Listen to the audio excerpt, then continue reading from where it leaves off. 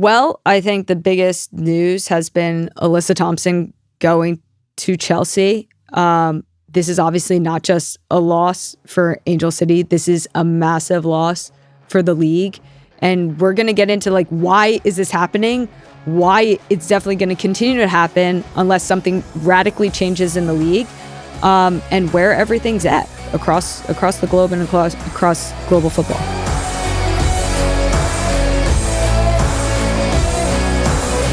Welcome back to the recap show. What a time to be alive. What a time to host a podcast.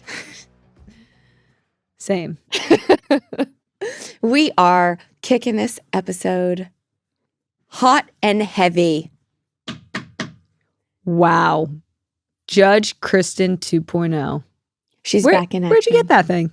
This old thing that says the Honorable Judge Kristen, one of my beloved fan gifts. We are so glad to have you back. Thank you. It's good to be back. Because, there's a lot going on in this world that we just need your authority about. My strong opinions. Your strong opinions. I agree. Yeah, you don't hold back. You are what they call fair. I thought you were going to say judgmental. But today, Judge, we need you to be judgmental, please. Okay, Judge Kristen, our dear community, they need help. I saw Bob at your job in the last episode, so I thought you could be the perfect person to ask this. I recently brought my golden retriever, Benny, to the office mixer, and he enthusiastically sniffed my boss's butt for a full 30 seconds. My boss didn't say anything. He and I just maintained eye contact the whole time before a coworker whisked him away. Do I apologize to my boss for how weird that was, or pretend this is just how me and my dog say, I love working here? Is it Benny? Benny, that's such a cute golden First name. of all, Benny. Great name. Great dog name. Yeah. Is Benny the dog? Benny's the dog. Okay, good. Yeah. Good start. I know this is going to be surprising. I feel very strongly about this. Judge, please tell us. I have been in a similar situation where my dog has been at a party and peed all over my guests in excitement, all over their feet.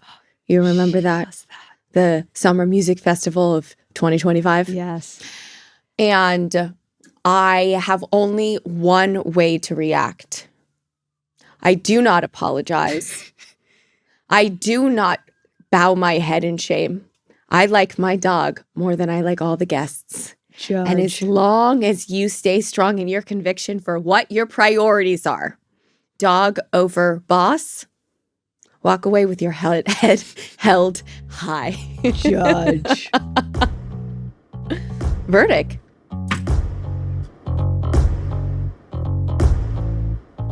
So, you all should know that a lot of the topics of conversation that we have here on the Recap Show are inspired by the very same conversations and debates that Tobin and I have on the couch at home. And this one is actually really dear to our hearts. Tobin, just a couple days ago, you came to me and you were asking what my opinion was on the structure of the league and how it is, how the new rules are affecting the value of the league, the values of the teams, and the decisions of the players. And so we thought it would be interesting for all of you to do a little bit of a deep dive on the NWSL, the new rules, the emerging value of the team and the leagues, and what it actually means for us as players and for our sport in this country. Yeah, this is awesome. I'm very excited to get into it. I know that so many people have different opinions about this. And obviously we're coming at it from the perspective of being players. Mm-hmm. And I'd love to level set with just some of the big concepts and kind of define them a little so that people are able to follow, the storylines in the best possible way. Let's do it. Okay, so what is the salary cap? So the salary cap is per team, the amount of money that they are allowed to pay directly to the players. Currently, the NWSL salary cap is at $3.3 million for the whole squad, which is can be determined by the club, but it's between 22 and 26 players. So that's $3.3 million for 26 players. So we're talking about not a lot of money for a lot of players. But there's something that people need to understand. There are other things that go into the salary cap other than just the player salaries. Can you elaborate on that? Yeah, I mean, this could be an entire episode because in a lot of ways, the salary cap has given clubs leverage to say to a player, oh, I can't give you that benefit. It goes against the salary cap. And those types of things include maternity benefits, travel, any peripheral thing that you might get as an athlete that doesn't go to your overall income and net worth, but actually is the supporting structure that all employees get at various jobs to be able to do their job at the highest level. And I think the maternity is a big topic of conversation. Obviously, Sid and Allie just talked about it on BFFR because it affects Sid directly. But it's really de-incentivizing for clubs to have moms on their team if the childcare goes against the salary cap, except for, I think, if your kid's under 5 years old. That's how it's currently in the CBA. Wow. That's crazy. So elsewhere in the world, a league like the WSL, the structure there is very different. And we're seeing now a lot of movement between these two leagues, especially with the best players. And that's particularly because the WSL doesn't have a salary cap. They have something called fair play. So basically, however much the club makes in revenue, then they can spend a certain percentage of that on the players. So the better you do as a business, the better than business you can do by buying and selling players. But the issue here is if you're a part of a men's team, obviously then you have free reign because the revenue that these men's teams are bringing in are huge. So you can basically spend whatever money you want. Unless you're Barcelona, and then you're out of money. And this is what we're seeing with Barcelona and why the women's team is being so affected. So let's talk about how much money is really there and where it's going. So if we start with, if you take the best players in the NWSL and you take the best players over in Europe, there is some interesting trends here. We're seeing players, the best player at Barcelona make $1.3 million. We're seeing the best player at Chelsea make $1 million. This isn't to go into names, but like that's real. That's real money. And that's not even talking about their transfer fees to get there, which were in the millions. Mm-hmm. We're talking about players in the NWSL. Some of the best players in, let's say, the 300,000s, but we have also seen teams pay a lot more. But again, if you pay, say, $800,000 for your best player, it's really detrimental to the rest of your squad. So but that player, that's what they had to do to keep that player in the NWSL is they had to sacrifice the rest of their squad to keep market value. Whereas Chelsea could have 10 players, in $500 to $1 million mark. There's no limit. There's no limit. And the reality is there's only a handful of teams in Europe capable of this kind of money. And we know they're the top teams in Europe. They're the top players in Champions League. Those are the top. But the problem with the NWSL is the NWSL as a league is capped at 3.3. It's not like Angel City is capped at 3.3 and another team's capped at something else. But over in Europe, it's like one team almost has more power than the whole of the NWSL. And that's really scary when you talk about, we're hearing the rumors even now about players. Last summer or last transfer window, we heard the rumors about Trinity possibly going over. We know Naomi went. We know Caroline went.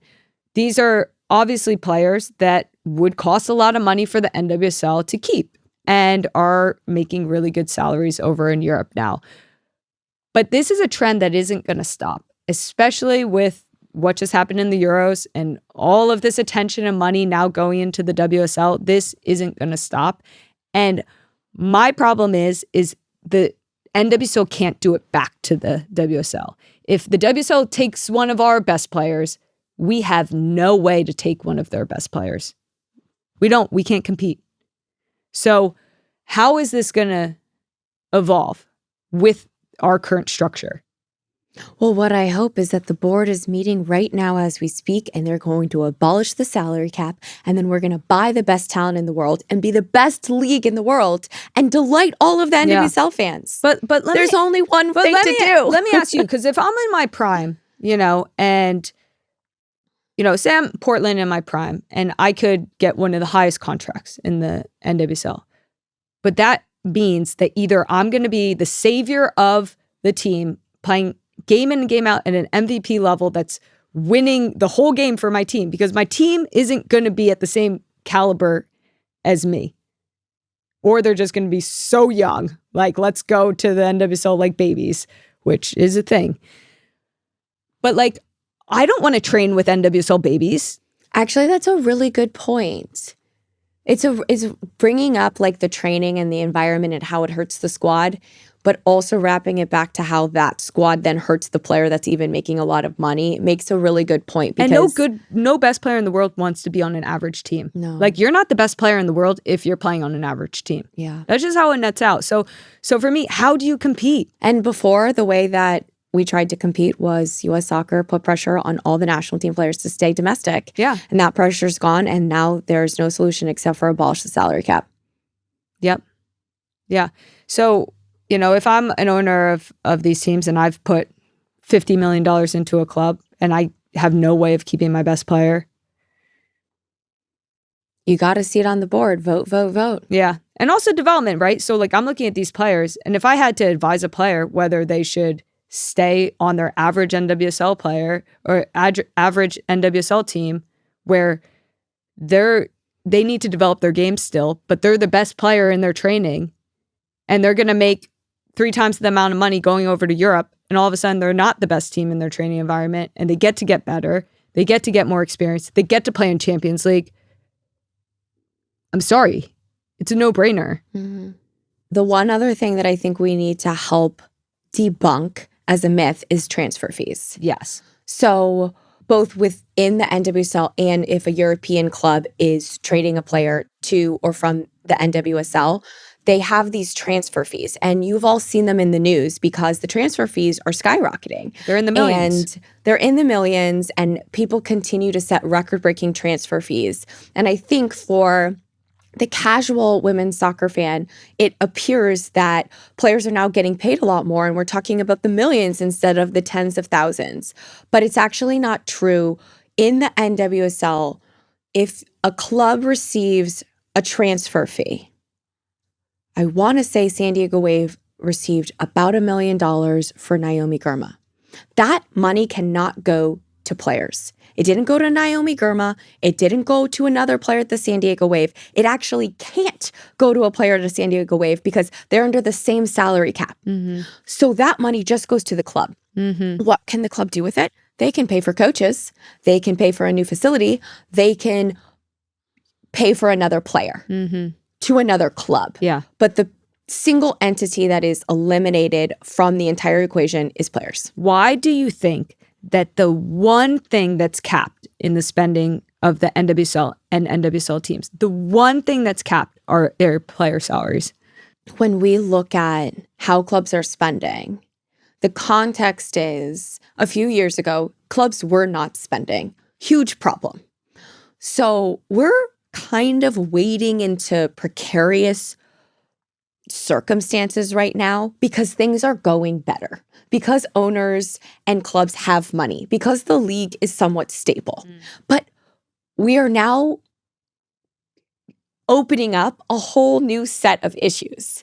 So it started with no free agency and a salary cap. That's where the problem started. It was very, very clear that the only thing that the NWSL was going to cap was power of players. They couldn't go where they wanted. They had no autonomy over where they lived. We've talked about this on the recap show before, and they couldn't get paid. we did a new CBA, and we eliminated, or we created the opportunity for free agency. Yeah. And it's actually created a whole new level of problems because we have free agency with a salary cap. Yeah. So now if a club wants to move players, they cannot move them, they cannot waive them. All the contracts are guaranteed, and they cannot buy another player because they're out of money. So actually it's detrimental to me because I want to play with the best players in the world. Yeah. It's detrimental to my teammates because they want to play with the best players in the world, but the club is completely handcuffed with absolutely no ability to bring in the world's best players. Yeah. So now it seems like the most important role you can have as your club is the person that's selecting the players. And if you look at these jobs, because once you get it wrong, it's just cemented. Yeah, because if you look at these jobs now, the turnover of those jobs are building a team is tough. And we're also seeing the salaries of GMs and coaches go up and up and up exponentially. I think that's the hardest part for me is I recently found out a salary of a newly appointed coach, and it's, 3 times as much as the highest paid player in the NWSL. And for me, that is part of the issue that created the problems that the NWSL is so scared about in the first place. Yeah. The power and also, dynamic. What's the demographic of that coach? Yes, exactly. But that coach gets to go out into the market, into a free market, and gets to fight for their worth and their value against their peers. And they're paying them against the salaries that the European clubs are paying. Exactly. But the European clubs don't have salary caps. Exactly. Let's get into a little bit of market values, because I think a lot of people don't really know. We have pay transparency here in the NWSL. For instance, because of the collective bargaining agreement, you get to see every single year what your peers are making, which is huge. But it's not really like that big of a surprise, because if you just do the math on a salary cap, you can kind of math out the math on these players. But over in the UK or over in Europe, you have no idea what players are making. Zero idea. And, we're huge advocates for pay transparency, because I think for women, it's kind of single most ability to advance and get pay equity and all these things. But so over here in the US, what would stop a player, one of the best players, from going over to Europe if they're wanted? That they like living in the US, they don't want to leave their family. There's nothing. I was coming up blank. because let me tell you, because of this whole parity where you want all of these teams to kind of be relatively around, that player will be in a better training environment. They're going to get paid more. Why would they stay in the NWSL?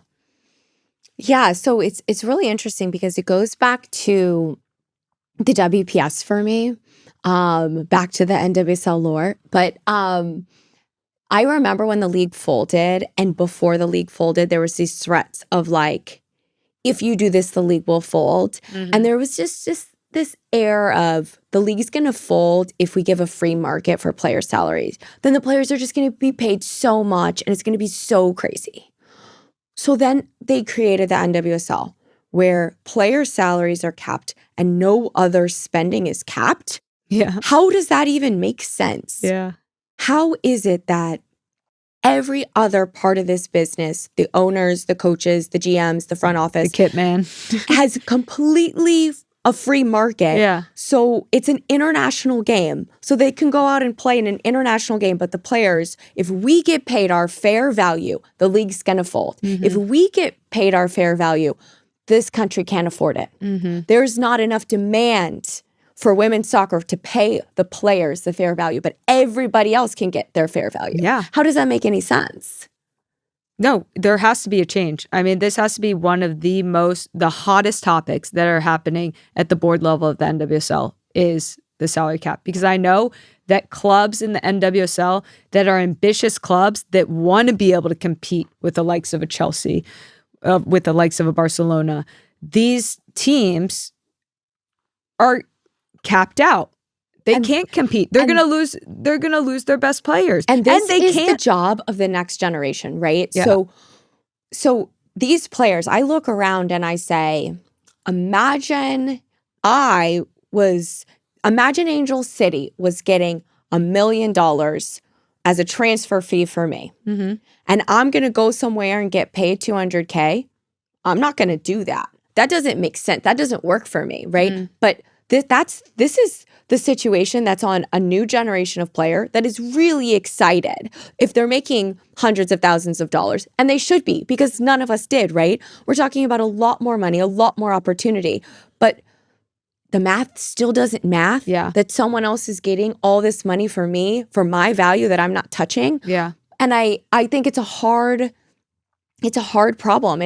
We're asking the next generation of players to be able to move into another category of economics and still keep a clear eye on fairness.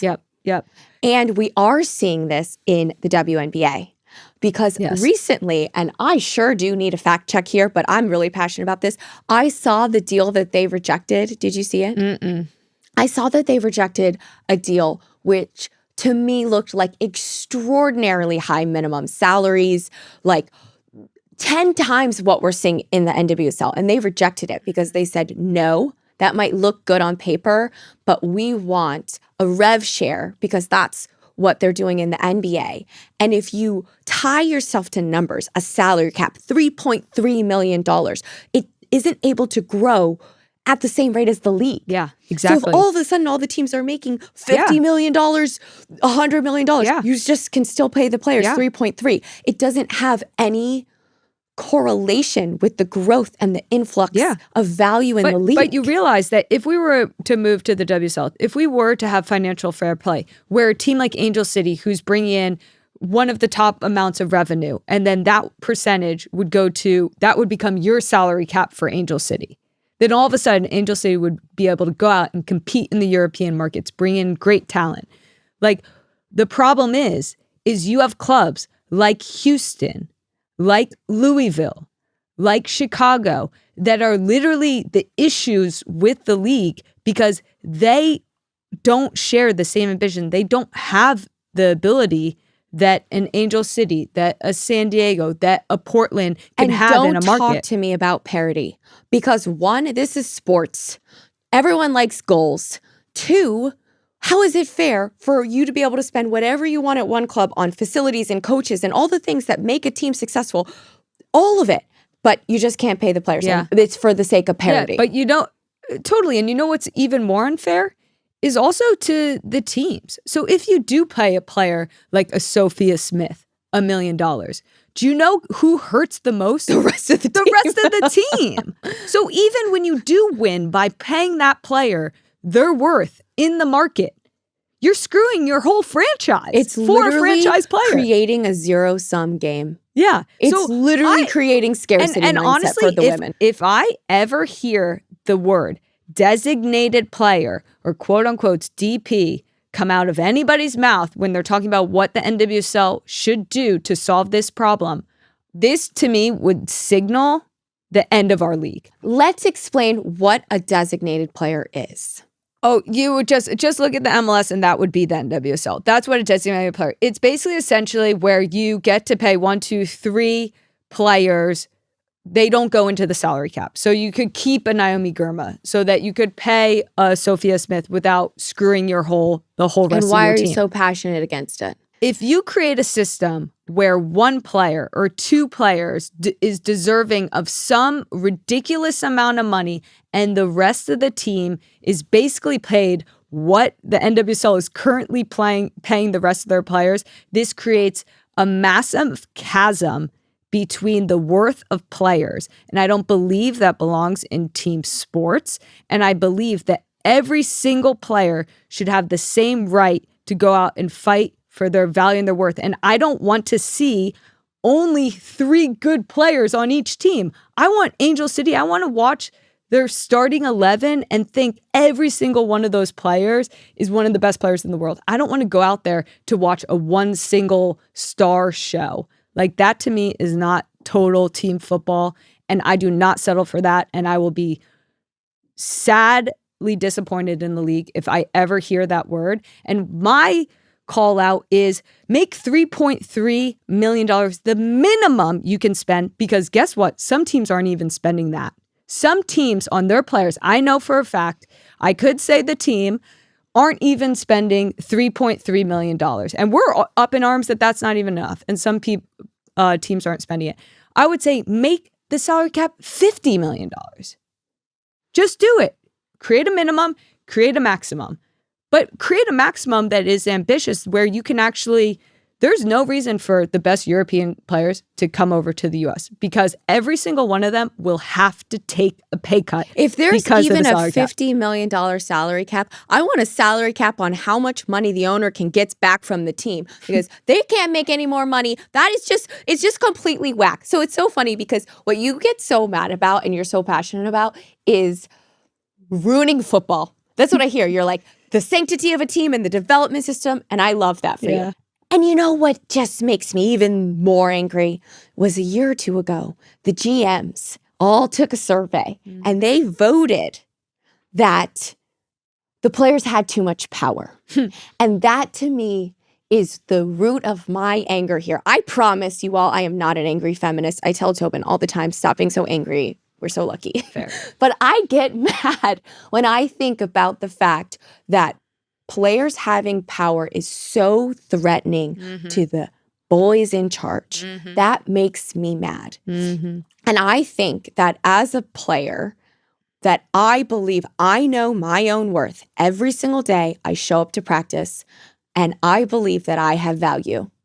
That's what I believe. And I have felt my entire career how uncomfortable that makes everybody in charge. And I am sick of it. I am sick of being confident and comfortable with myself and that being a threat to other people's existence. And that's what this is about to me. When I see salary cap, I say cap on women's pay and nobody else's pay. That's what I read. And that makes me a little angry. If the search for a therapist is stressing you out, you're not alone. It really shouldn't feel like a second job. What if getting started could actually feel easier? That's what Grow Therapy is about. Yeah, because sometimes life just feels out of whack. And talking to someone doesn't have to mean fixing everything. It can just help you shift something. With Grow Therapy, you can connect with thousands of independent, licensed therapists across the US, and you can actually find one who takes your insurance. Which is huge. You can search by insurance specialty and treatment style, so you're not just rolling the dice. You can actually find someone who's the right fit for you. And if it's not working out, switching is easy. There are no subscriptions, no long-term commitments. You just pay per session. Plus, you can do evenings, weekends, virtual, or in person. You book right into their calendar. And if something changes, you can cancel up to 24 hours in advance. No cost. Whatever challenges you're facing, Grow Therapy is here to help. Sessions average about $21 with insurance, and some pay as little as $0, depending on their plan. Visit growtherapy.com/RECAP today to get started. That's growtherapy.com/recap. Availability and coverage vary by state and insurance plan. All right, folks, here we are at the community roast. Unlike community questions that you all demanded, Tobin demanded this. Because you just wanted to be roasted. The community roast, yes. It's not all fun and games, when people are commenting. Okay, I'll go. Who is this? She keeps popping up on my Facebook page, and I have no idea who she is or why. It's like, you're there, bro. But that's exactly the reaction, what they want. How many replies did that one get? Because it's probably like 0. Oh, see, our community's smart. They were like, we're not engaging with this they clickbait. love to engage. So No, who the found this? people that engage are like the people that have like 5 accounts and they're just engaging with themselves. You know which what is my so favorite sad. thing about this roast is that because they had me read it, I'm assuming it's about you. What was it again? Who is this? She keeps popping up on my FYP, and I have no idea who she is or why. What's FYP? For you page. I said Facebook page. I was going to say, first off, I don't mess with people on Facebook. Okay, go. Or FYP. I'm going to go run 50 miles. I don't think a single person requested any of this nonsense. I don't get it. I guess maybe we were speaking nonsense, according to this person. The chat nonsense or whatever again? Yeah, it seems like it. I'm a very serious person. I don't know what I'm doing wrong You on are the show. no nonsense. I'm no nonsense. Yeah, maybe they were again talking about me. Yeah, I think that all these roasts are about you. Maybe, but okay, that made me think about recently how I got my tarot read and I pulled the Fool, and I thought the universe was telling me to be a fool and be spontaneous and chat nonsense. But then I found out that I had flipped it in the reverse and it really just meant keep going in your seriousness and just keep being who you are, which is like no nonsense. So you're flipping the card on I'm going to go run 50 miles and saying no one asked for this nonsense. They are one with the universe because I'm not supposed to have any nonsense. Okay, we tried. One more. Here we go. Boring up without Tobin. Boring up? Even the good ones she can't understand. Boring Tobin, up? over here. Okay? Boring ep without Tobin. Oh my God. Facts.